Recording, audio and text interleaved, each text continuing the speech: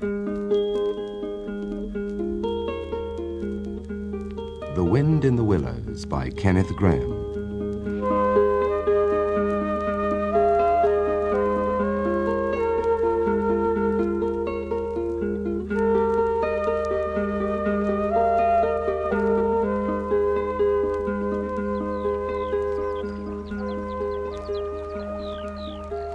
It was a bright morning in the early part of summer. The river had resumed its wonted banks and its accustomed pace, and a hot sun seemed to be pulling everything green and bushy and spiky up out of the earth towards him as if by strings. The mole and the water rat had been up since dawn, very busy on matters connected with boats and the opening of the boating season, painting and varnishing, mending paddles, repairing cushions, hunting for missing boat hooks, and so on, and were finishing breakfast in their little parlour and eagerly discussing their plans for the day when a heavy knock sounded at the door. "Bother," said the rat. "See who it is, Mole, like a good chap, since you've finished." The mole went to attend the summons, and the rat heard him utter a cry of surprise. Then he flung the parlour door open and announced with much importance, "Mr. Badger." This was a wonderful thing indeed, that the badger should pay a formal call on them, or indeed on anybody.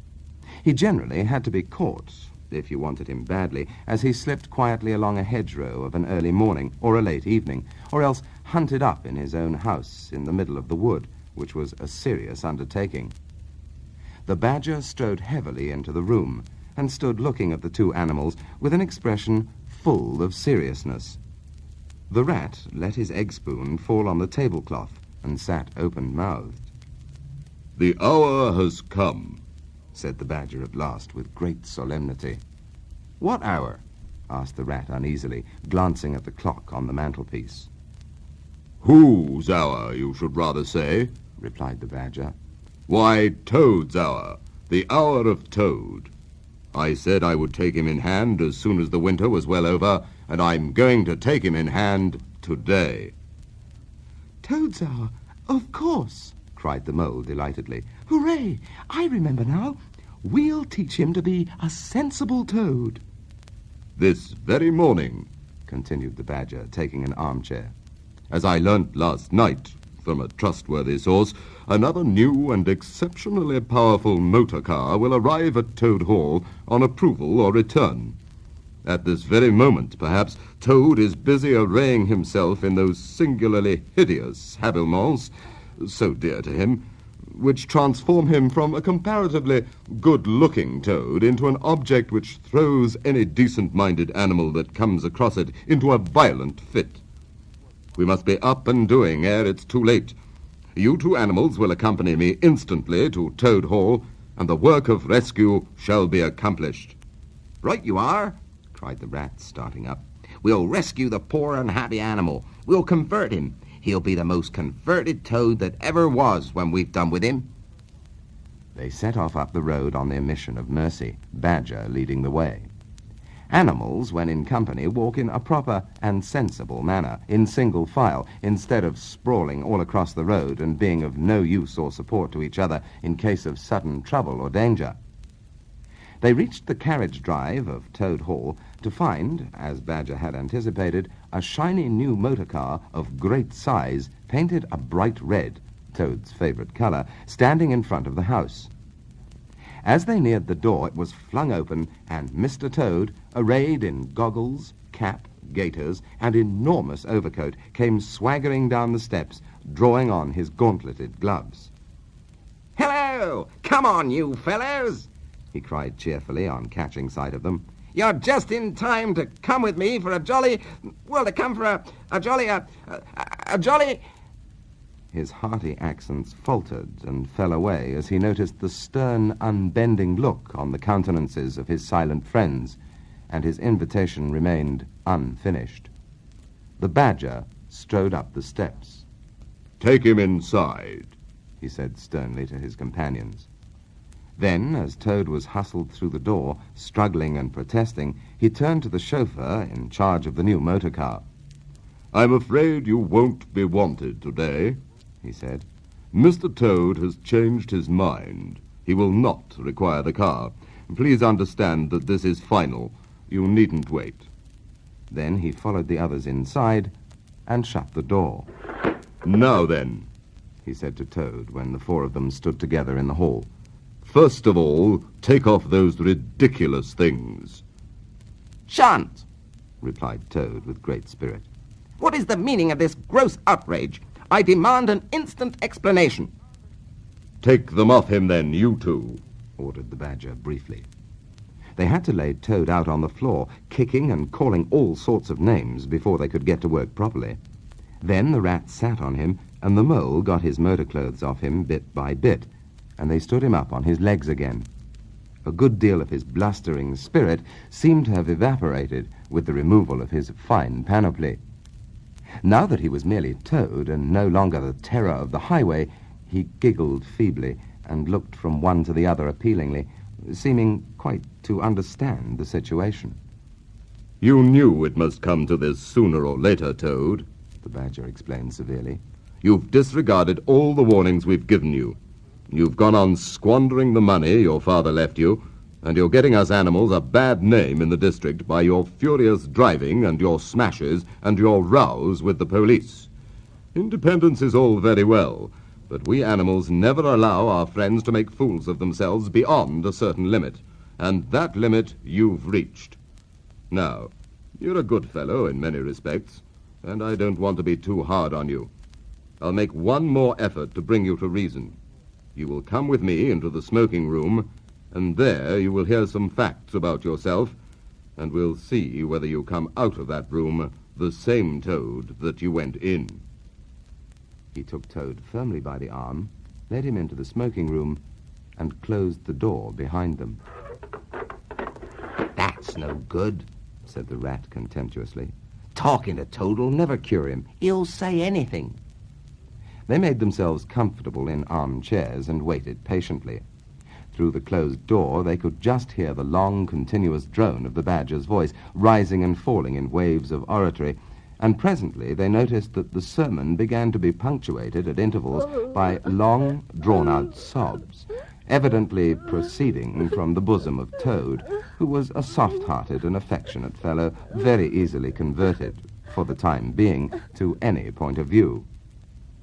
After some 3/4 of an hour, the door opened and the Badger reappeared, solemnly leading by the paw a very limp and dejected Toad. His skin hung baggily about him, his legs wobbled, and his cheeks were furrowed by the tears so plentifully called forth by the Badger's moving discourse.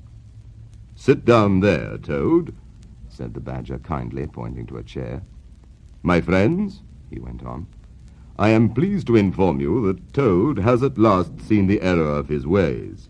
He is truly sorry for his misguided conduct in the past, and he has undertaken to give up motor cars entirely forever. I have his solemn promise to that effect. "Oh, that's very good news," said the Mole gravely. Very good news indeed. Observed the Rat dubiously. If only... He was looking very hard at Toad as he said this, and could not help thinking he perceived something vaguely resembling a twinkle in that animal's still sorrowful eye. There's only one thing more to be done, Continued the gratified Badger. Toad, I want you solemnly to repeat before your friends here what you fully admitted to me in the smoking room just now. First, you are sorry for what you've done, and you see the folly of it all. There was a long, long pause. Toad looked desperately this way and that, while the other animals waited in grave silence. At last, he spoke. No, He said a little sullenly but stoutly. I'm not sorry. And it wasn't folly at all. It was simply glorious. What? Cried the Badger, greatly scandalized. You backsliding animal. Didn't you tell me just now in there? Oh, yes, in there. Said Toad impatiently. I'd have said anything in there. You're so eloquent, dear Badger, and so moving and so convincing, and put all your points so frightfully well. You can do what you like with me in there, and you know it. But I've been searching my mind since and going over things in it, and I find that I'm not a bit sorry or repentant, really, so it's no earthly good saying I am now, is it? Then you don't promise, said the Badger, never to touch a motor car again? Certainly not, replied Toad emphatically. On the contrary, I faithfully promise that the very first motor car I see, boop, boop, off I go in it. Told you so, didn't I? Observed the Rat to the Mole. Very well, then, said the Badger firmly, rising to his feet. Since you won't yield to persuasion, we'll try what force can do. I feared it would come to this all along. You've often asked us three to come and stay with you, Toad, in this handsome house of yours. Well, now we're going to. When we've converted you to a proper point of view, we may quit, but not before. Take him upstairs, you two, and lock him in his bedroom while we arrange matters between ourselves. It's for your own good, Toady, you know, said the Rat kindly as Toad, kicking and struggling, was hauled up the stairs by his two faithful friends. Think what fun we shall all have together, just as we used to, when you quite got over this painful attack of yours. We'll take great care of everything for you till you're well, Toad, said the Mole. And we'll see that your money isn't wasted, as it has been. No more of those regrettable incidents with the police, Toad, said the Rat as they thrust him into his bedroom. And no more weeks in hospital being ordered about by female nurses, Toad, added the Mole, turning the key on him. They descended the stair, Toad shouting abuse at them through the keyhole, and the three friends then met in conference on the situation. It's going to be a tedious business, said the Badger, sighing. I've never seen Toad so determined. However, we will see it out. He must never be left an instant unguarded. We shall have to take it in turns to be with him till the poison has worked itself out of his system. They arranged watches accordingly. Each animal took it in turns to sleep in Toad's room at night, and they divided the day up between them. At first, Toad was undoubtedly very trying to his careful guardians. When his violent paroxysms possessed him, he would arrange bedroom chairs in rude resemblance of a motor car and would crouch on the foremost of them, bent forward and staring fixedly ahead, making uncouth and ghastly noises, till the climax was reached when, turning a complete somersault, he would lie prostrate amidst the ruins of the chairs, apparently completely satisfied for the moment. As time passed, however, these painful seizures grew gradually less frequent, and his friends strove to divert his mind into fresh channels. But his interest in other matters did not seem to revive, and he grew apparently languid and depressed. One fine morning the Rat, whose turn it was to go on duty, went upstairs to relieve Badger, whom he found fidgeting to be off and stretch his legs in a long ramble round his wood and down his earthen burrows. Toad's still in bed, he told the Rat outside the door.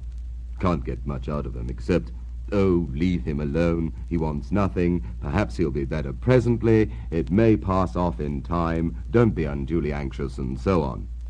Now, you look out, Rat. When Toad's quiet and submissive and playing at being the hero of a Sunday school prize, then he's at his artfulest. There's sure to be something up. I know him. Well, now, I must be off. Well, how are you today, old chap?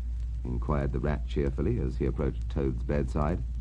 He had to wait some minutes for an answer. At last a feeble voice replied, "Thank you so much, dear Ratty.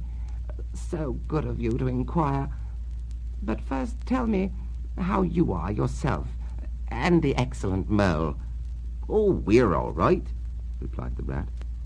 "Mole," he added incautiously, "is going out for a run round with the Badger. Well, they'll be out till luncheon time, so you and I'll spend a pleasant morning together, and I'll do my best to amuse you.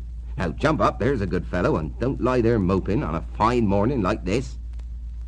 "Oh, dear Rat, kind Rat," murmured Toad. "how little you realize my condition, and how very far I am from jumping up now, if ever. But do not trouble about me. I hate being a burden to my friends, and I do not expect to be one much longer." Indeed, I almost hope not. Well, I hope not, too, said the rat heartily. You've been a fine bother to us all this time, and I'm glad to hear it's going to stop.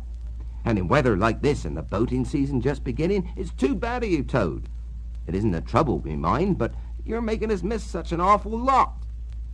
Oh, I'm afraid it is the trouble you mind, though, replied the Toad languidly. I can quite understand it. It's natural enough. You're tired of bothering about me. I mustn't ask you to do anything further. I'm a nuisance. I know. You are indeed, said the rat. But I'll tell you, I'd take any trouble on earth for you, if only you'd be a sensible animal. If I thought that, Ratty, murmured Toad more feebly than ever, then I would beg you, for the last time probably, to step round to the village as quickly as possible. Even now it may be too late.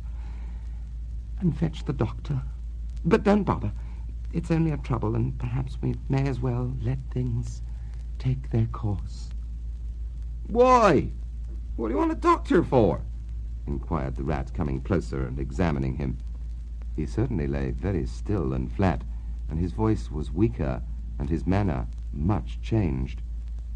Surely you must have noticed of late, murmured Toad. But no, why should you? Noticing things is only a trouble.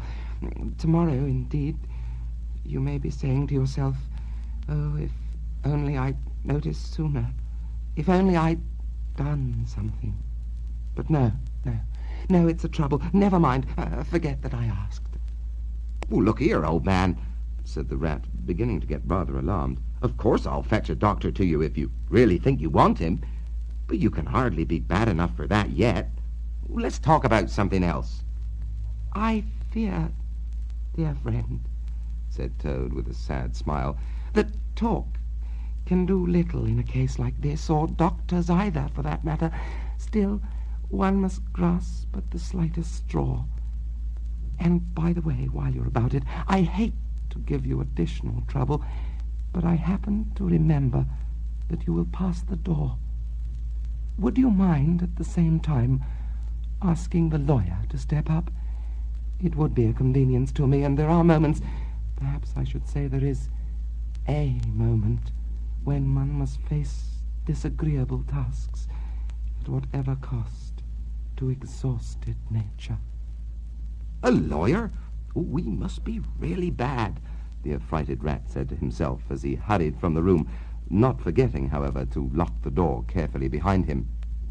Outside, he stopped to consider. The other two were far away, and he had no one to consult. It's best to be on the safe side, he said on reflection. I've known Toad fancy himself frightfully bad before without the slightest reason, but I've never heard him ask for a lawyer. If there's nothing really the matter, the doctor will tell him he's an old ass and cheer him up, and that'll be something gained. But I better humour him and go. Won't take very long. So he ran off to the village on his errand of mercy. The Toad, who had hopped lightly out of bed as soon as he had heard the key turned in the lock, watched him eagerly from the window till he disappeared down the carriage drive.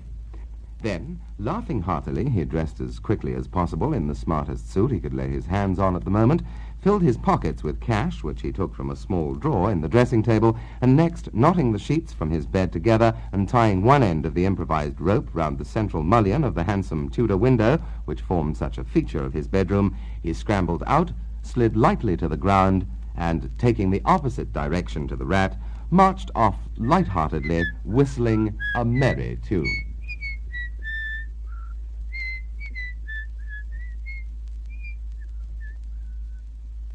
It was a gloomy luncheon for Rat when the Badger and the Mole at length returned, and he had to face them at table with his pitiful and unconvincing story.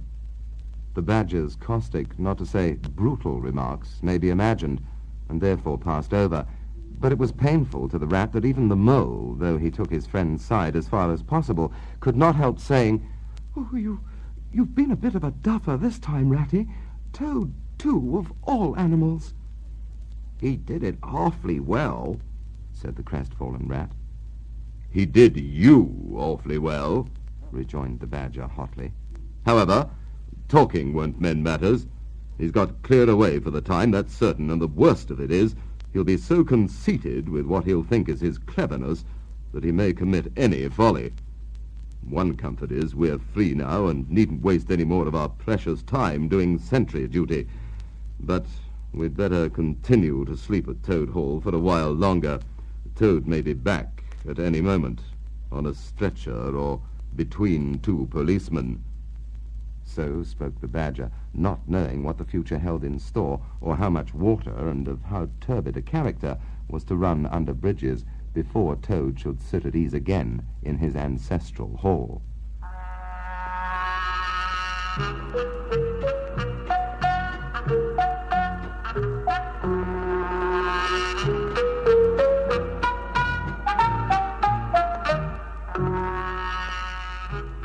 Meanwhile, Toad, gay and irresponsible, was walking briskly along the high road some miles from home. At first he'd taken to the bypaths and crossed many fields and changed his course several times in case of pursuit.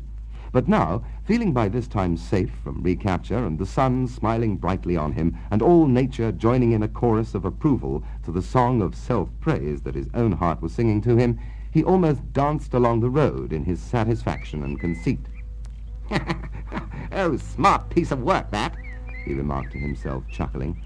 Brain against brute force, and brain came out on top, as it's bound to do. Oh, poor old Ratty. My, won't he catch it when the badger gets back.